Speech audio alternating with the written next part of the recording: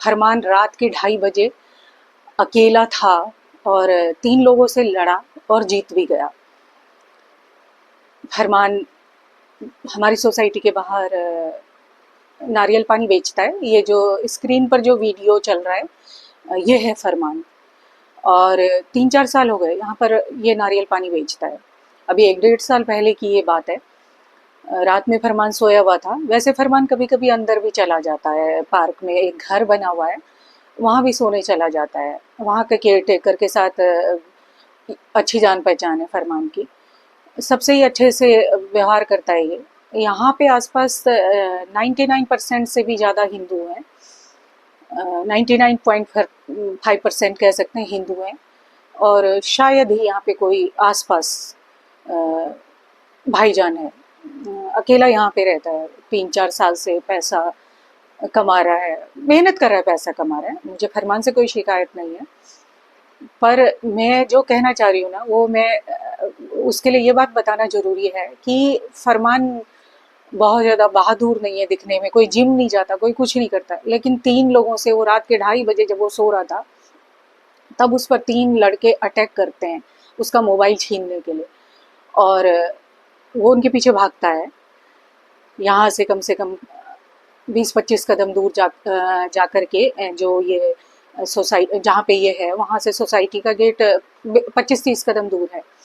ये उन्हें पकड़ लेता है और उनसे इसकी छीना झपटी होती है, लड़ाई होती है मतलब, और अपना मोबाइल वो इसका छीन के ले जा रहे थे। इसको यहाँ पीछे उन्होंने चाकू, उनके पास इतना बड़ा सा चाकू था, इतना सा, फरमान ने मुझे दिखाया भी था, फरमान के पास ही था वो चाकू। तो उन्होंने इसके यहाँ वार भी किया। तो ईश्वर की कृपा है कि फरमान को लगी नहीं, उसकी शर्ट फट गई थी। खैर गुत्थम गुत्था हुआ और फरमान ने एक बंदे को पकड़ लिया, उसको बांध दिया, फिर ला करके यहाँ पर ही बंधा हुआ था वो, जहाँ पर ये इसका वो है ना, मतलब दुकान रेडी जो लगाता है वहाँ पर बंधा हुआ था वो। जब हम लोग सुबह घूमने आए, मुझे हंसी इसलिए आ रही है कि जिस तरह से वो बंधा हुआ था वो सीन देख करके हम हंस पड़े कि ये क्या हो रहा है। खैर फिर हमने फरमान को पूछा कि भाई क्या बात हुई, तो तब हमें सारी बात, 5 बजे से लोग आने लग जाते हैं गर्मी में इस पार्क में, और गर्मियों के ही दिन थे ये वाकया जब हुआ था। तो फरमान ने ये सारी बातें बताई उसके सामने ही, वो जो बंधा हुआ था, कहता ये 3 लड़के थे और मुझे अटैक करने आए थे, मेरा मोबाइल छीना, मतलब इन्होंने छीना के ले ही गए थे, उनमें से 2 भाग गए, एक फरमान की पकड़ में आ गया। तो फरमान को मानना पड़ेगा कि भाई इतना डेयरिंग होना बहुत ज़रूरी है हर इंसान को। किसी भी ऐसी सिचुएशन किसी के साथ भी आ सकती है, तो इतना डेयरिंग होना बहुत ज़रूरी है। एक तो मैं ये कहना चाहती हूँ इस बात के, इस वीडियो में। दूसरी बात कि यहाँ पे 99.5% हिंदू हैं और फरमान बड़े आराम से यहाँ पे रह रहा है। आप इमेजिन करो, कल्पना करो आपकी इतने लोगों के बीच में, मुर्शिदाबाद में अभी इतने सारे हिंदूज हैं, नहीं रह पा रहे, वो बेचारे भागना पड़ा उनको। और बहुत वेस्ट बंगाल में बहुत सालों से हो रहा है ये सब।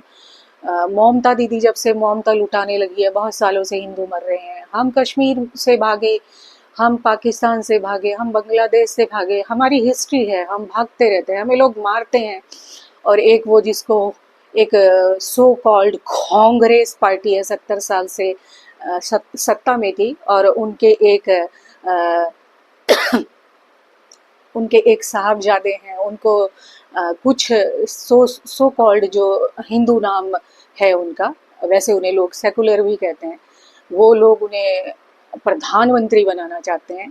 तो उनके अनुसार हिंदू हिंसक होता है, हिंसा करता रहता है, लेकिन अफसोस कि हिंदू फिर भी भागता रहता है। कभी वो कश्मीर से भगाया जा रहा है, कभी कहीं से भगाया जा रहा है, नहीं के बराबर हिंदू रह गए हैं ज़्यादातर राज्यों में हिंदुस्तान के। और वेस्ट बंगाल में तो अक्सर ही मतलब ऐसा हो रहा है कि हम लोग पिछले 10-15 सालों से लगातार भगाए ही जा रहे हैं, और अभी भी भगाए गए, मारे काटे गए। उसके बाद अभी यूपी में एक तिरछी नाक वाले मंत्री जी हैं, वो कहते हैं कि ये तो सारी बीजेपी की कॉन्स्पिरेसी है। और एक ओबासी साहब हैं हैदराबाद में बैठे हुए, वो अभी कुछ दिन पहले कह रहे थे कि इजराइल वाले जिस तरह फ़िलिस्तीन को टॉर्चर कर रहे हैं, उनको मार रहे हैं, तो भारत सरकार को इजराइल वालों के लिए कुछ करना चाहिए। लेकिन जब बात आती है मुर्शिदाबाद के बारे में, उनसे पूछा जाता है तो वो कहते हैं कि ये हमारा मैटर नहीं है। उनका फ़लस्तीन का मैटर उनका है, लेकिन बंगाल में और मुर्शिदाबाद में हिंदू काटा जा रहा है, मारा जा रहा है, ये मैटर उनका नहीं है।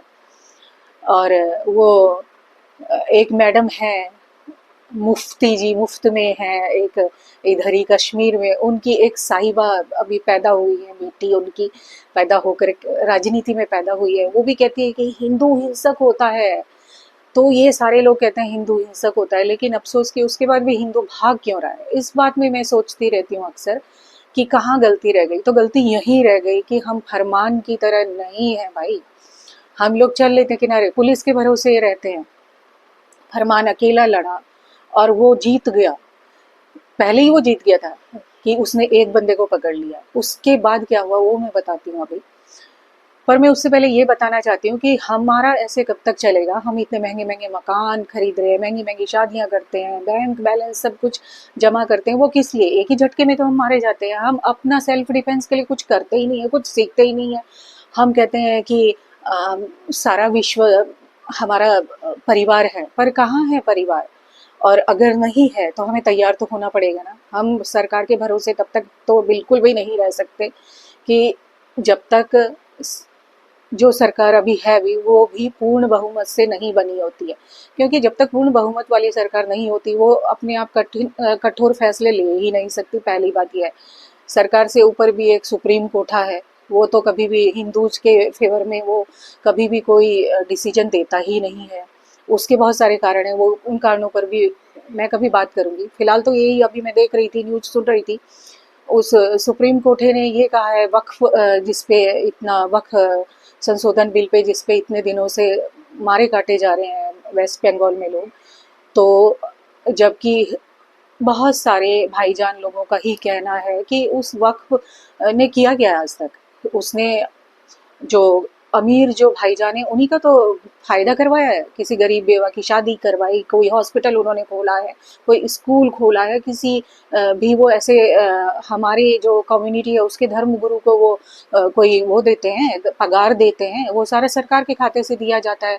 और या फिर हमारी जो भी धार्मिक यात्राएं होती हैं उनके लिए भी सरकार आज तक लाखों रुपया खर्च करती रही है। कांग्रेस सरकार जब तक होती थी उन्होंने तो कभी किसी को कोई धार्मिक यात्रा तक नहीं करवाई।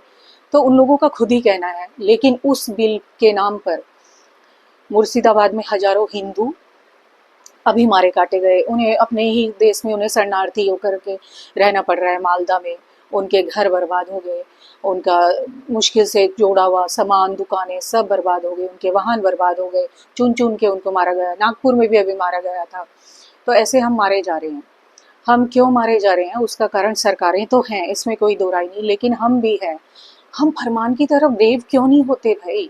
हम क्यों अपने बच्चों को ABCD सिखाने से पहले सेल्फ डिफेंस क्यों नहीं सिखाते? हमारे बच्चे अभी भी जा रहे हैं, हमारे लड़के बॉडी बनाने के लिए जिम जाते हैं। जिम में जाकर के सिर्फ बॉडी बनेगी, हमारे अंदर डेयरिंग नहीं आएगी, हमारे अंदर बहादुरी नहीं आएगी। बहादुरी कैसे आएगी वो मैं बताती हूँ। हम खुले मैदान में लड़ेंगे, एक टीम हम बना लें, वहाँ हम कुश्ती सीखें, ताइक्वांडो सीखें, जूडो कराटे सीखें, मार्शल आर्ट सीखें, बहुत सारे आर्ट्स ऐसे हैं वो सीखें, आपस में ही हम प्रैक्टिस करें। और सबसे बड़ी बात है कि एकजुट होकर के रहेंगे। क्योंकि हमें अभी मुर्शिदाबाद में मारा गया, ये देख करके नहीं मारा गया कि कौन दलित है, कौन वैश्य है, कौन शूद्र है। उन्होंने हिंदू देख के मारा कि कौन हिंदू है। उनके लिए सब हिंदू है। जब मारने काटने की बारी आती है तो सब हिंदू हैं हम सब। तो ये याद रखें। ये जो आपको ये गुलाम हैं लेकिन लिखते आज़ाद हैं, ये सब आपको पागल बना रहे हैं, भरमा रहे हैं। ये दलित फलित करके ये आपको भरमा रहे हैं। जब भी हम मारे काटे गए, कश्मीर से भगाए गए तो हम हिंदू थे। बांग्लादेश में हमारा मार काट हुई है, वहाँ पे 90% जो भी हिंदू हैं ना वो वहाँ पे दलित ही थे। मतलब उनसे किसी से पूछा नहीं गया कि आप कौन हो, उनसे उनको सिर्फ हिंदू देख के मारा गया। तो हम ऐसे ही मारे जा रहे हैं बरसों से। जब से पार्टीशन हुआ हम ऐसे ही मारे जा रहे हैं। उससे पहले भी आज़ादी की जो लड़ाई थी उसमें भी हम ही सबसे ज़्यादा मारे गए थे। क्योंकि हम ही लोगों को देशभक्ति का ज़्यादा पाठ पढ़ाया जाता है, जो अच्छी बात है, पढ़ाया जाना चाहिए। पर यहाँ पर इस कहानी से, इस बात से मैं सिर्फ ये बताना चाहती हूँ कि अकेला फरमान मतलब ब्रेव तो है वो, मैं मानती हूँ उसको भाई, वो ब्रेव है। 3 लोगों से अकेले भिड़ने की हिम्मत हम तो कर ही नहीं पाते। वो मोबाइल ले भी गए थे, अपने आप को बचाते, मोबाइल ले जाने देते, लेकिन ये पीछे पीछे दौड़ा, एक बंदे को पकड़ लिया। उसके बाद दूसरे इसने बांध दिया उसको। दूसरे दिन फिर जब ये 2-2 ढाई बजे रात की बात है, ऐसा उसने हमें बताया। हम लोग घूमने जा रहे थे, तो यहाँ पर जान पहचान तो सबकी है और हम लोग केयरिंग तो होते ही हैं, कोई माने या ना माने, यहाँ पे सब लोग इसका बहुत ख्याल रखते हैं। किसी भी परेशानी में कोशिश करते हैं कि इसकी परेशानी को सॉल्व कर सकें। और कितने लोग इसके लिए खाना वाना लेकर के भी आते हैं अपने घरों से बना करके, क्योंकि इसके पास यहाँ पर साधन नहीं है। एक छोटा सा इसने सिलेंडर रखा हुआ है, उसमें ज़्यादातर तो ये सुबह तो चाय रस खा रहा होता है, क्योंकि गरीब ही है ये भी। सभी गरीब हैं, अपने आप कमा रहे हैं, मेहनत करके खा रहे हैं, वैसे तो सभी गरीब हैं, पर फिर भी मतलब ये भी, इसका भी ऐसा ही है। थोड़ा बहुत जो कमाता है, घर भी भेजना पड़ता होगा, दूसरे शहर में रहता है, तो इस तरह से इसका चलता है। बहुत सारे लोग अपने घर से मैंने देखा पराठे वराठे पका करके लाते हैं, कहते हैं कि इसके यहाँ पे पकाने का साधन नहीं है, तो चलो कोई नहीं, अच्छी बात है, होना चाहिए, भाईचारा होना चाहिए।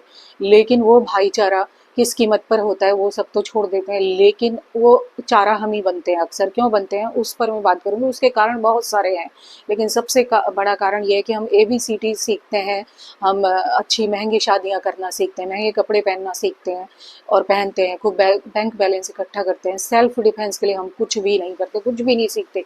अभी सरकार ने अग्निवीर योजना जो शुरू की है, उसमें भी हमारे बच्चे कहाँ कोई जा रहे हैं, उल्टा हमें ऊपर से भड़काया जा रहा है। बहुत अच्छी वो योजना है, 4 साल हम उसमें जाएंगे, बहुत कुछ सीखेंगे, अपने को ही नहीं अपने परिवार को भी हम बचाना सीखेंगे। बहुत अच्छी अच्छी वो योजना है, हमें जाना चाहिए, हमें अपने बच्चों को भेजना चाहिए उसमें।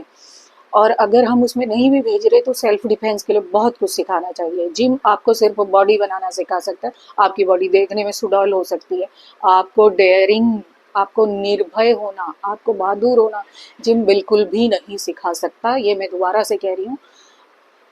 और हम इतने अच्छे अच्छे अपने बच्चों को खाना खिलाते हैं, खूब अपना सेहत बनाओ, ये बनाओ, लेकिन उनको लड़ना नहीं सिखाते, उनको ये नहीं तैयार करते हम कि ऐसी परिस्थितियों में लड़ना है, आपको हथियार नहीं डालना, भागना नहीं है। ऐसे ऐसे वहाँ पर कांड हो रहे हैं। मुर्शिदाबाद में एक माता जी अभी रो रही हैं बैठ करके, एक ही दिन में दंगाइयों ने उनके पति को भी मार डाला, उनके बेटे को भी मार डाला। अरे भाई, आप लोग बैठे हुए क्यों रहे, आप भागे क्यों, सब मिलके लड़ते ना, लड़के मरते।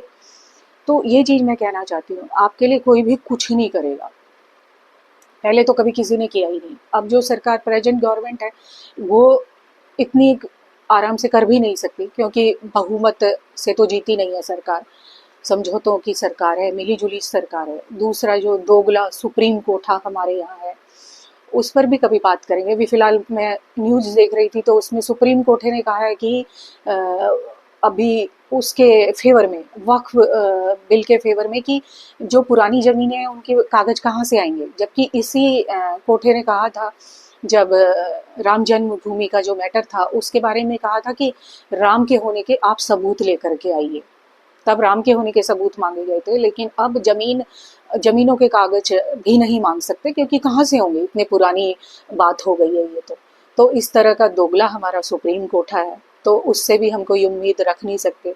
हमें खुद ही जागना पड़ेगा, अपनी रक्षा खुद ही करनी पड़ेगी। सबसे पहले अपने मन मुटाव हमें मिटाने पड़ेंगे, हमें एक होना पड़ेगा और हमें ब्रेव होना पड़ेगा। और कोई भी बहुत सारा खा करके, बहुत सारी अच्छी अच्छी डाइट लेकर के हेल्दी या फिर स्ट्रांग नहीं हो सकता।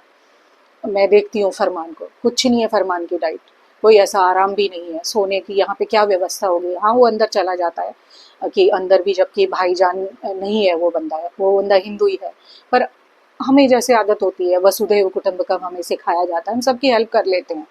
और मुझे सिंपैथी है, फरमान से भी सिंपैथी है, उसका भी काम अच्छे से चलना चाहिए, सब सुखी रहने चाहिए। मैं तो यही बिलीव करती हूँ, हमें यही सिखाया ही यही जाता है कि सब सुख शांति से रहे, हम भी चाहते हैं। लेकिन अगर हमें कोई रहने नहीं देता है, सो कॉल्ड माइनॉरिटी का ही फेवर करता है, हमें कोई बचाता ही नहीं है। 56 देश हैं इनके लिए, अगर कल के दिन इन्हें भागना भी पड़ा, इनके पास 56 देश है, हमारे पास एक भी नहीं है, हमें कोई शरण नहीं देगा। इनको 56 में से अगर 6 देश भी शरण दे देंगे तो ये जा सकते हैं, लेकिन हमें कोई भी शरण नहीं देगा। हमारे लिए यही देश है, हमें यहीं लड़ना है, हमें भाग करके, हम कितना भागेंगे, आप कितना भागोगे। इसलिए स्ट्रांग बनिए, ब्रेव बनिए, अपने आप को बचाना सीखिए, ये हाथ जोड़ के मेरी सबसे प्रार्थना है। और सिर्फ ये जेंट्स को ही नहीं सीखना है, हमारी लेडीज को भी सीखना है, हम सबको। और चीज़ें सीखने से पहले, ABCD सीखने से पहले सेल्फ डिफेंस सीखना है, ये बहुत ज़रूरी है। बाकी आपकी इस बारे में क्या राय है, मुझे वीडियो पर कमेंट करके ज़रूर बताएं, और हो सके तो प्लीज़ चैनल को सब्सक्राइब भी कीजिएगा। अच्छा, फरमान का मोबाइल का क्या हुआ वो मैं बता देती हूँ जल्दी जल्दी। फाइनली फरमान ने साइकिल अंदर जो लड़का है, लड़का भाईजान नहीं है, सब हिंदू हैं यहाँ पर, सब हेल्प करने की पूरी कोशिश करते हैं फरमान की, ये मैं बता दूं, क्योंकि हमें संस्कार ही ऐसे दिए जाते हैं। किसी को मारना काटना हम भी ना, जब बहुत ज़्यादा जब तक मजबूरी ना हो तब तक नहीं करते। खैर, इस बात में भी कभी बात करेंगे। खैर, तो फरमान को अंदर से मोटरसाइकिल मिल गई, और पीछे फिर फरमान ने किसी और को बिठाया, और बीच में वो जो लड़का बंधा हुआ था, वो तीनों लड़के भाईजान ही थे। मैंने उस लड़के से नाम पूछा था, उसको बस समझाया भी कि नहीं करना है ऐसा, ये सब इधर ही सामने सावाट डेयरी है, डेयरी में ये सब लोग रहते हैं, इधर तो नहीं रहते यहाँ पे। 99.5% अभी हिंदू ही है, लेकिन पास में ही ये लोग रहते हैं। वहाँ पे बांग्लादेश से भागे हुए रोहिंग्या वगैरह भी हैं। हालांकि उन्होंने आधार कार्ड वगैरह बना रखे हैं, सब कुछ है उनके पास, पर वो वास्तव में वही हैं। मतलब जानता हर कोई है, लेकिन उनको मान नहीं सकता। खैर, ये डिफरेंट स्टोरी है। पर तो वो तीनों लड़के, मैंने उससे नाम पूछा था जो बंधा हुआ था कि भाई कौन कौन है, तो उसने पहले तो नहीं बताया, काफ़ी खोदना पड़ा। पहले तो वो बोला मैं उनको जानता नहीं हूँ, क्योंकि इनकी ट्रिक होती है, ये फंसाते नहीं हैं अपने साथी को, क्यों फंसाएंगे। तो बाद में उसने बताया था वो तीनों भाईजान ही थे। खैर, फरमान उनको अंदर से बाइक ली लड़के से, और जिसको जो कभी कभी अपने इसको सोने के लिए भी, मतलब अच्छा दोस्ताना है इन लोग का, बहुत सारे लोगों से दोस्ताना है, हमसे भी अच्छा परिचय है, अच्छी बोलचाल है।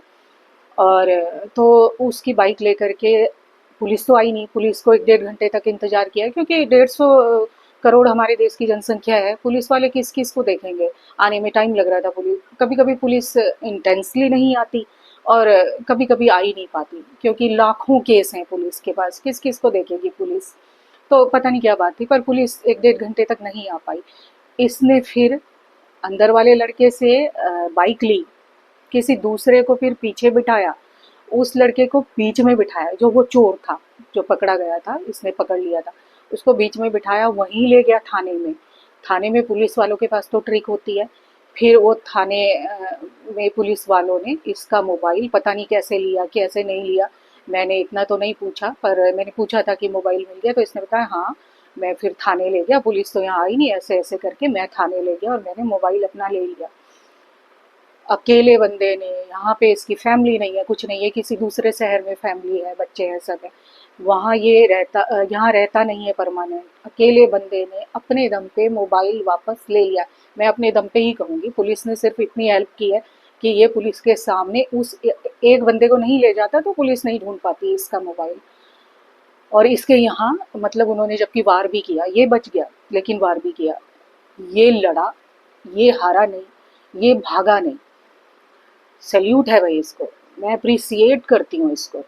हमें होना पड़ेगा, हमें बनना पड़ेगा ऐसा, और हमें कोई ना कोई अपने पास ऐसा भी सामान खरीदना पड़ेगा। हमें बहुत महंगे फर्नीचर, बहुत महंगे आभूषण खरीदने से पहले अपने आप को बचाएं। ऐसी किसी परेशानी में हम दूसरे को, लोग तलवारें ले ले करके घूम रहे हैं, तो हमें भी तो कुछ चाहिए अपने पास, ऐसा हमारे पास होना चाहिए। ये मैं ज़रूर कहूँगी, आप सबसे मैं रिक्वेस्ट करूँगी, सबसे पहले अपने आप को बचाना सीखें। हम हिंदूज के लिए कोई आगे बढ़ के नहीं आएगा, हमें बचाने के लिए कोई आगे नहीं बढ़ के आएगा। हम कब तक भागेंगे, कहाँ तक भागेंगे, कितना भागेंगे और कहाँ भागेंगे। हिंदुस्तान के सिवाय हमारे लिए कोई और देश नहीं है, इसलिए भागो मत, अपने आप को बचाना सीखो।